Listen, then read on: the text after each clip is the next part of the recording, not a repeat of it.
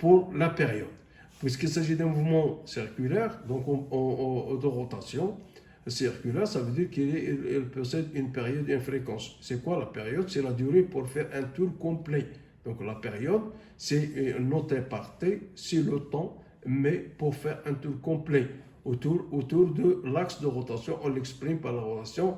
Donc T est égal à 2pi, puisque le cercle est là, 2pi sur oméga. C'est pour faire un tour du cercle. Donc il est exprimé, son unité dans le système international, c'est le second. Et bien sûr, la fréquence c'est le nombre de tours par seconde. On l'exprime par la relation sur le nombre de tours effectués en seconde. Il est exprimé par n est égal à 1 sur t. La fréquence est égale à 1 sur t est égal à oméga sur 2p. Son unité dans le système international est le Hertz. Donc on a défini la période. Et la période, c'est la durée pour faire un tour complet. Et la fréquence, c'est le nombre de tours effectués en seconde. N est égal à 1 sur t est égal à oméga sur 2pi. Donc, et passons maintenant aux équations horaires. Donc, l'équation horaire du mouvement de rotation uniforme et de la forme. Donc, on l'a déjà vu que par intégration de la vitesse angulaire, θ est égal à oméga t plus θ0. Θ est l'abscisse angulaire à l'instant t. θ0 est l'abscisse angulaire à l'origine à l'instant t est égal à 0. Donc, en multipliant par r, l'équation rθ est égal à r oméga t plus r fois θ0. Donc, st est égal à vt plus s0. Donc, c'est l'équation de l'abscisse curviligne. L'équation de l'abscisse curviligne. Maintenant, passons au principe fondamental de la dynamique. Donc, le principe fondamental de la dynamique, qu'est-ce que dit le principe fondamental, ou bien la relation fondamentale de la dynamique? Que sigma du moment de force par rapport à l'axe delta est égal à G delta fois θ seconde. Avec le moment, c'est un moment de force. G delta, c'est le moment d'inertie qui exprime la répartition de la masse autour d'un axe delta. Et θ seconde, c'est l'accélération angulaire. Donc, la somme du moment de force qui agit sur un solide S est égale au moment d'inertie de solide G delta multiplié par son accélération. Donc, sigma de M delta est égal à G delta fois θ seconde. Comme vous voyez ici, donc le moment d'une force, c'est la capacité de faire une rotation autour d'un axe delta, mais il faut que cette force soit perpendiculaire. Il faut qu'elle soit perpendiculaire. Donc, si la force est perpendiculaire, et bien sûr, en choisissant que le moment d'une force est une notion algébrique, c'est-à-dire qu'elle peut prendre un signe positif comme elle peut prendre un signe négatif, c'est-à-dire que m delta f est égal à plus ou moins f fois d, avec d c'est la distance OA. Et c'est la distance OA.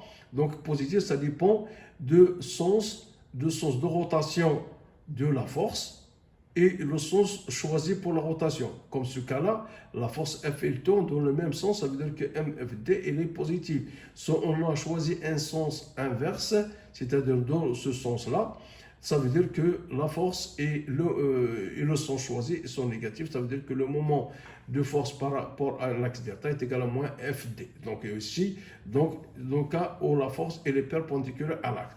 Mais dans le cas où la force n'est pas perpendiculaire, donc il faut faire attention au calcul du moment.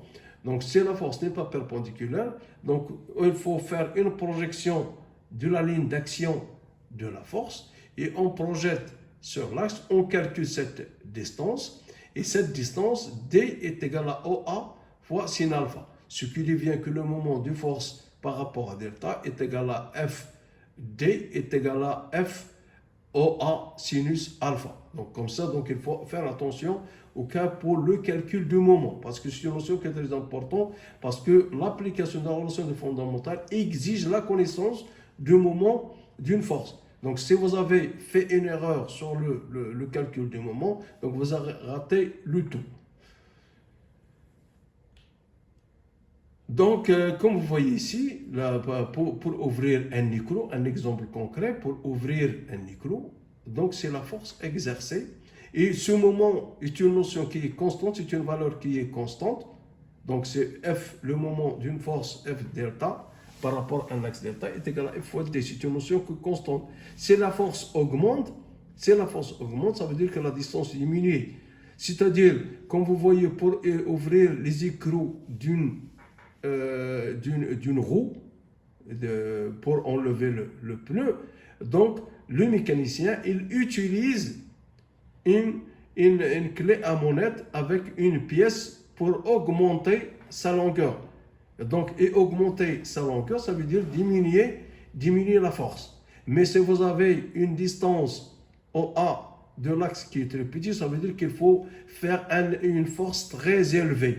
Très élevée. C'est pour cette raison qu'on fait augmenter la longueur de cette clé à monette.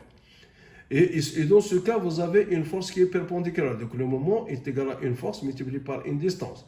Mais si vous avez une force qui n'est pas, comme vous le voyez ici, elle n'est pas perpendiculaire.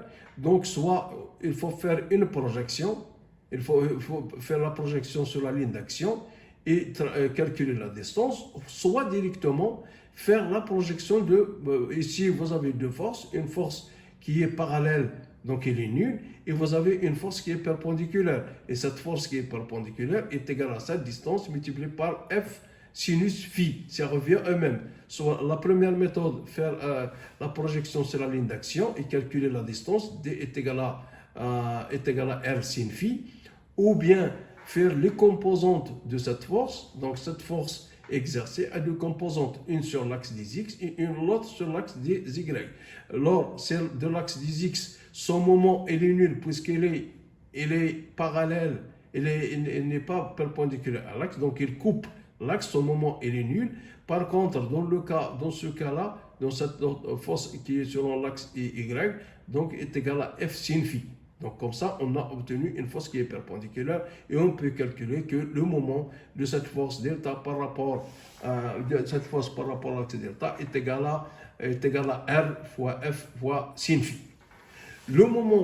Passons maintenant au moment d'inertie, décrit donc la répartition spatiale de la masse par rapport à l'axe considéré delta.